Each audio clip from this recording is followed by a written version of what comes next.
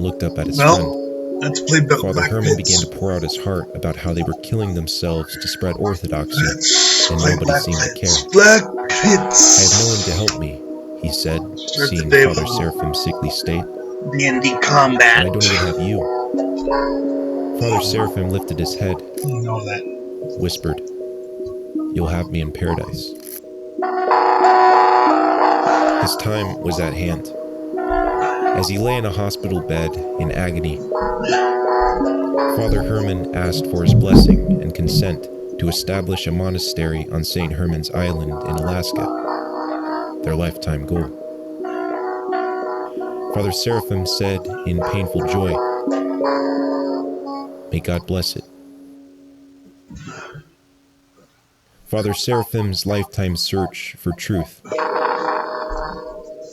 that began in suffering ended in heaven, which proved to be the beginning of eternal life.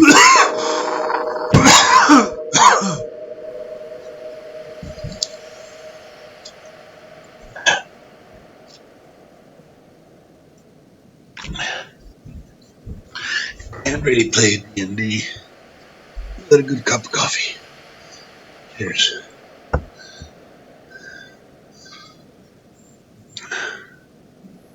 Thus concludes a reading from Youth of the Apocalypse, a virtual manifesto for the children of the 11th leave hour. the You can check out the full videos book on in the link below. because I don't, I'm just gonna kill some gladiators. I'm not really looking In forward the past to. century, Saint Seraphim of Sarab was an assistant to the suffering and a teacher of orthodoxy in many countries throughout the universe. Doesn't matter.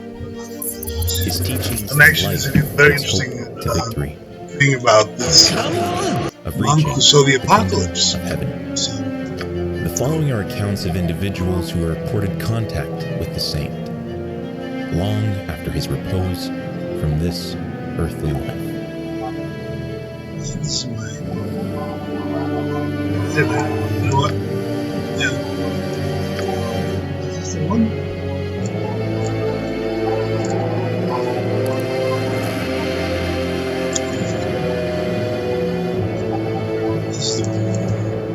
Alchemy occupies a unique place in the collective psyche of humankind.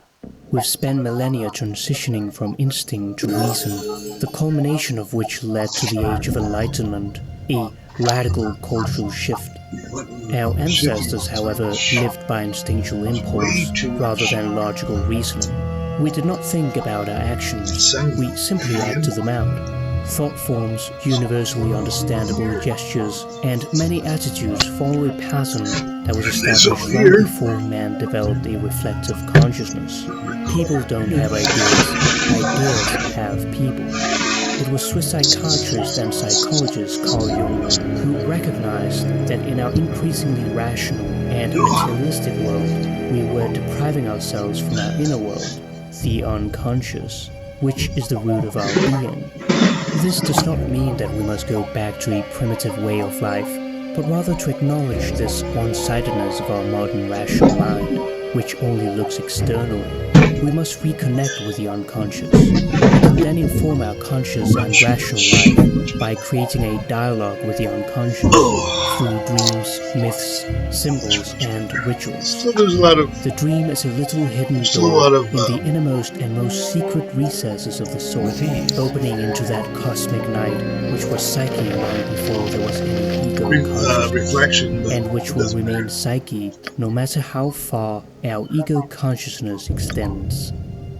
In his mid-50s, Jung discovered alchemy and devoted the remaining 30 years of his life to studying it, which he practically dug up from the dunghill of the past, for it was considered pseudoscience, a forgotten relic of history and despised field of investigation, which he had suddenly revived. However, alchemy was anything but pseudoscience. The alchemist sought to understand the nature of reality by using theories, experiments, and equipment. Thinking that alchemy is a pseudoscience is an anachronism, attributing modern ideas to older periods in history. Everything that the modern mind cannot define, it regards as insane. alchemy can be approached in different ways.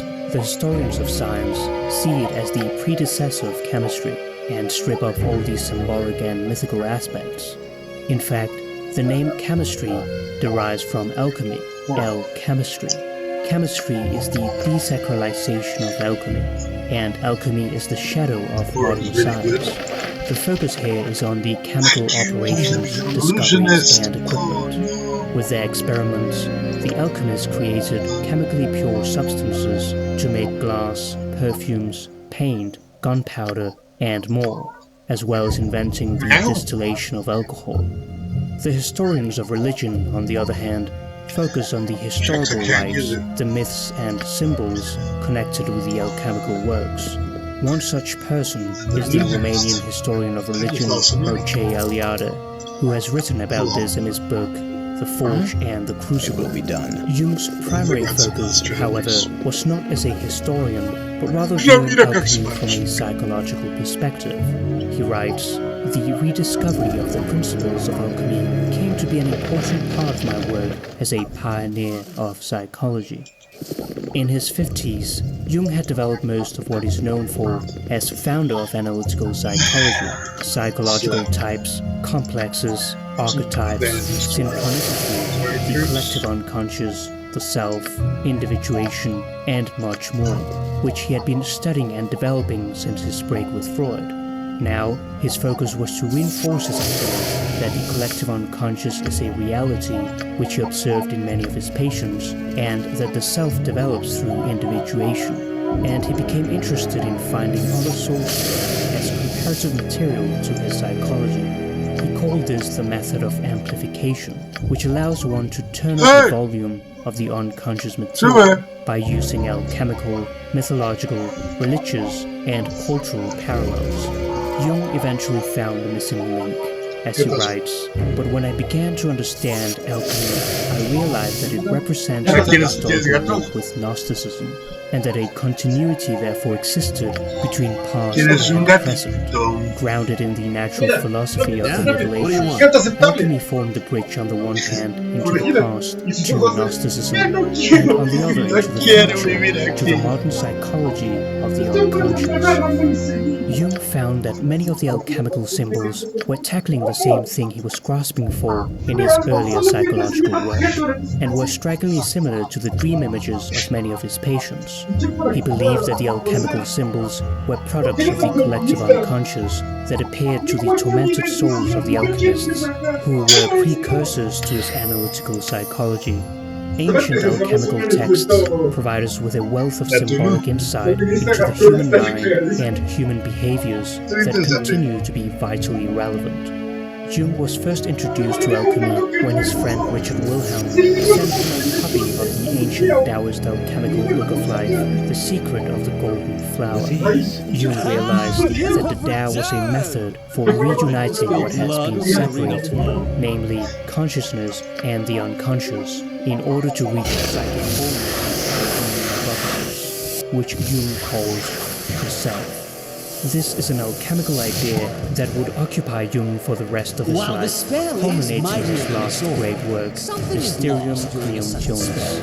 At first, Jung hesitated to tackle alchemy, realizing how much work it would involve. However, he came to the conclusion that it had to be done, for there was too much buried in the subject of alchemy, which was important for a better understanding of ourselves. Jung first began with Eastern alchemy, but soon Western alchemy became his main focus. Before delving into alchemy, we'll first explore the idea of wholeness and the self. We're all born whole, but are fragmented as we gain a sense of I. This is known as the ego-self axis, where the first half of life is ego-self separation, and the second half of life is ego-self reunion. There's a line connecting the ego with the self, like a channel. Jung writes, "The self is not only the center, but also the whole circumference, which embraces both conscious and unconscious.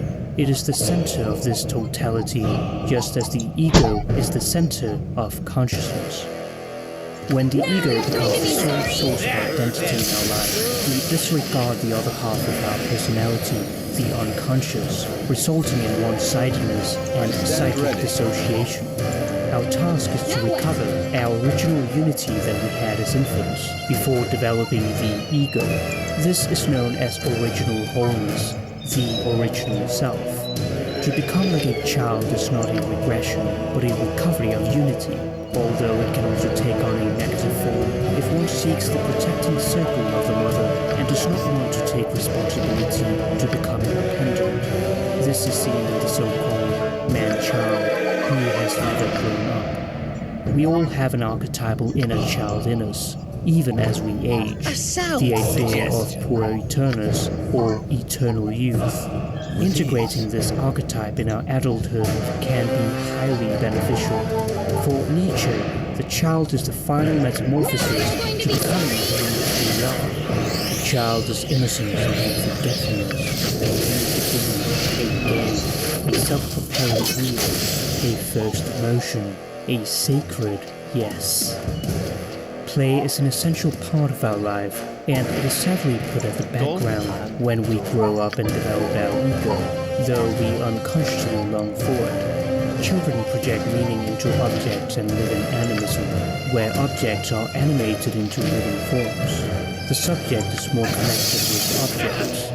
Jung writes, the dynamic principle of fantasy is play, a characteristic also of the child, and as such it appears inconsistent with the principle of serious work. But without playing with fantasy, no creative work has ever yet come to birth.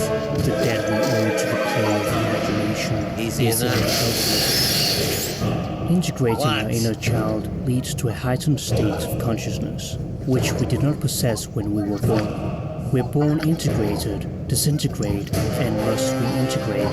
That is the process of self-realization. There's no integration without disintegration. Wholeness is achieved through inner work. Only after 100 days of consistent work, only then is the light genuine. Only then can one begin to work with the spirit fire. Light is an acute state of consciousness that uncovers areas of the unconscious which are usually covered. Jung writes, it is high time we realize that it is pointless to praise the light and preach it if nobody can see it. It is much more needful to teach people the art of seeing. To become whole is not a linear process, but rather of circular evolution, a process in which everything flows to the center. Jung wrote, I began to understand that the goal of psychic development is the self. There's no linear evolution, there's only a circular evolution of the self. This insight gave me stability, and gradually my inner peace returned. I knew that in finding the mandala as an expression of the self, I had achieved what was for me the ultimate. Perhaps someone else knows more, but not I. To be in the center is to be relieved from anxiety, suffering, and hopelessness, which are the aspects of the ring of the circle.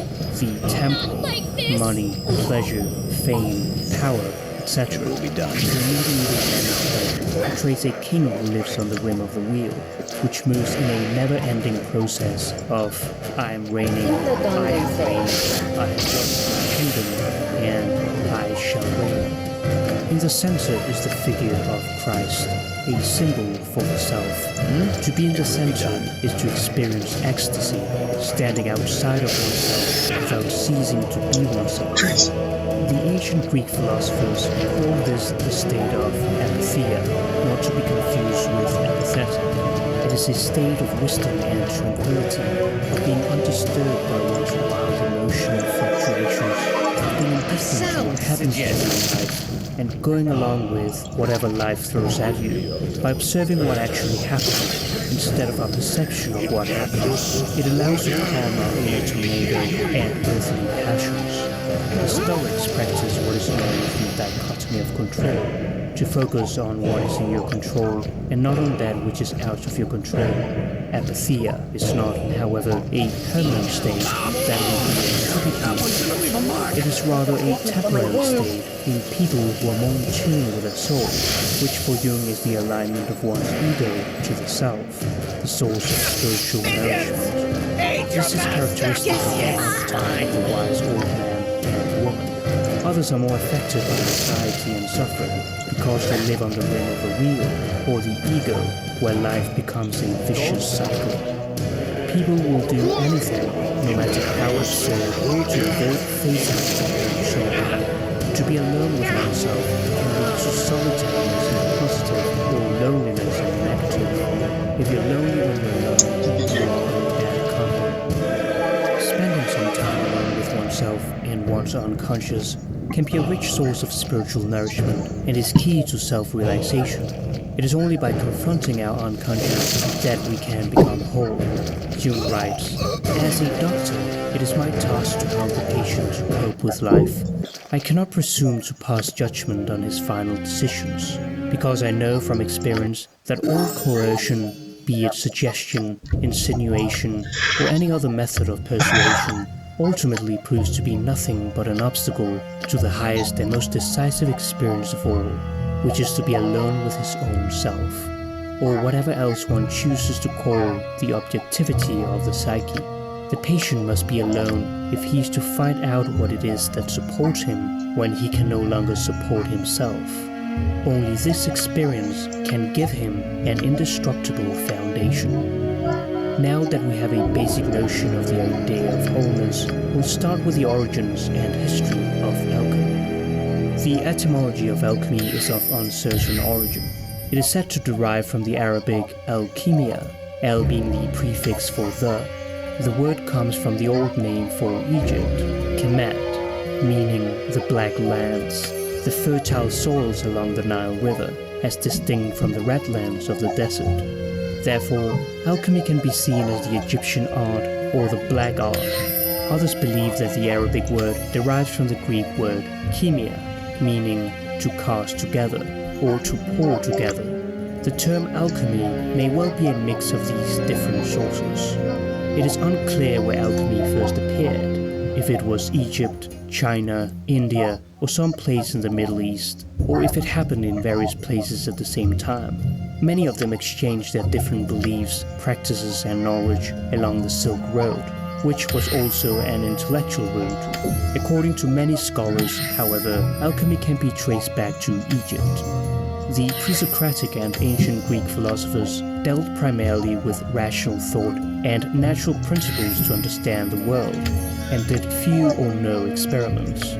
They came up with the basic concepts still valid in modern physics, the concepts of matter, space, time, and the atom, and many of them sought to understand the world through one of the four elements: fire, water, air, and earth.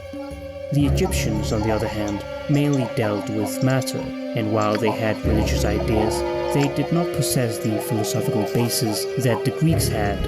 An enormous amount of the Egyptians' energy was directed to life after death, and their main concern was that the right kinds of rituals be performed, so that eternal life after death would be assured in the right way. The distinction between matter and spirit was not made by the Egyptians. If you were going to have eternal life, you needed a body that would live forever. That was the purpose of mummification. The main chemical procedure consisted in bathing the corpse in a base of sodium bicarbonate. The root of the Latin word natrium, sodium, is the Egyptian word neter, meaning God. Mummification meant bathing the corpse in God substance, till it was completely soaked in it. As such, one became eternal and identical with the cosmos. The trends of Greek and Egyptian civilization came together and united in a very fruitful marriage, of which alchemy was their child. As such, alchemy was born as a hybrid of Greek philosophy and Egyptian material transformation and symbolism. The central figure in alchemy is Hermes Trismegistus, or thrice great Hermes, whose name is derived from the ancient Egyptian god Thoth and his Greek counterpart Hermes, the messenger of the gods and psychopomp. The philosophy of Hermes is known as Hermeticism, and he is the author of the Emerald Tablet, which is supposed to contain all the knowledge of the philosophy and practice of alchemy in just a few lines. It is the source of perhaps the most important alchemical maxim, as above, so below. The inner world, microcosm, and outer world, macrocosm, are one and the same, as within, so without. The mortal and eternal realm of the inner world corresponds to the physical and mortal reality of the outer world that we all experience. Through transforming ourselves, we transform the world. Through transforming the world, we transform ourselves. Human consciousness expands and embraces cosmic consciousness. The drop returns to the ocean, and the spark to the flame. In his book, Jung and the Alchemical Imagination, Jeffrey Reff divides the history of alchemy into three main phases: Hellenistic alchemy from 200 BC to AD 600, Arabic alchemy extending to about AD 1000, and Latin alchemy continuing from about 1100 to 1700. The history of alchemy went through its own process of death and rebirth. The alchemist Zosimus wrote about Maria Prophetessa, which some scholars consider as one of the founders of alchemy. They both lived in the Middle East around AD 200 or 300. Alchemy sought to uncover the mystery of matter. By transforming matter, one transformed the spirit. For instance, having a good physical health was important because it corresponds to good mental health, and so on. By AD 600, alchemy started dying out as a spiritual discipline. It would later be revived in the Muslim conquests when the Arabs discovered the Greek and Egyptian alchemical texts and continued the tradition. The most interested in alchemy were the Sufis, who wrote about imagination, the power of the mind, and visionary states. Jabir ibn Hayyan is regarded as the most famous of the Arab alchemists, who is supposed to have died around AD 800. Alchemy then started to fade away until another war happened. This time it was the Crusades. The Crusaders discovered the Greek texts that the Arabs had taken and brought it back to Europe. This started the Latin period of alchemy. One of the most famous alchemists of this period was Paracelsus, who was more concerned with the medical and practical side of alchemy. He was also interested in the creation of the homunculus, the representation of an artificial small human being. Around the 1700s, the scientific method was born, and alchemy was branded as fraudulent, nonsense, and heresy. People began to focus on the cleverness and superstition of the past, and the Enlightenment and rationalist world of modernity. However, one of the greatest scientists, Isaac Newton, continued to study alchemy for the rest of his life, and produced around 1 million words in alchemical works. After his death, most of it was burned, for fear of ruining his reputation. It wasn't until the 20th century that Jung brought alchemy back to life as psychology. Alchemy is popularly known as the art of transmutation, most notably turning lead into gold. This process is known as chrysopoeia, gold making. Lead was often associated as the basis of metals. It's dull, soft, quite useless for making tools, and poisonous. There are 7 primary metals in alchemy, which have 7 planetary influences: gold, sun, silver, moon, copper, Venus, iron, Mars, tin, Jupiter, Mercury, and lead, Saturn. For the Hindus, body. If the alchemists were ever able to produce artificial gold is unknown. It seemed to be the goal of the alchemists and it thousands of years of careless behavior. For Jung, however, the task was and has always been separation. The end product is not material in nature, but rather spiritual.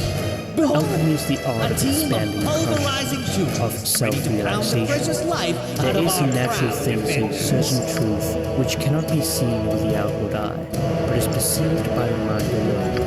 And of this the philosophers have had experience, and have ascertained that its virtue is such as to work miracles, transform itself into dead stones, which are living philosophical stones.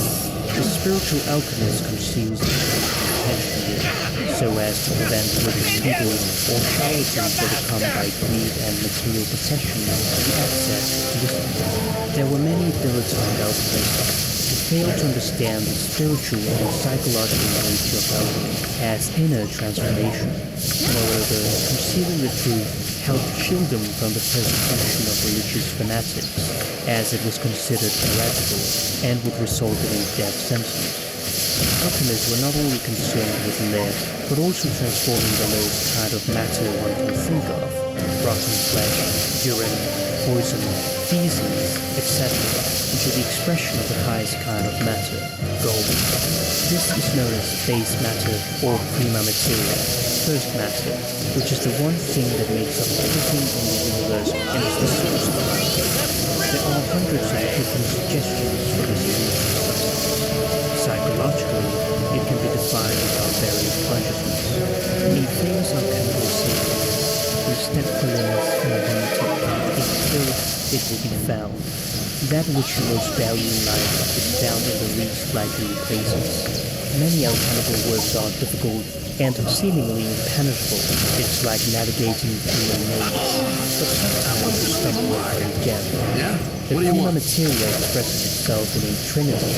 These are known as the tria prima, which the alchemists gave code names to: sulfur, soul, mercury, spirit, and soul, body.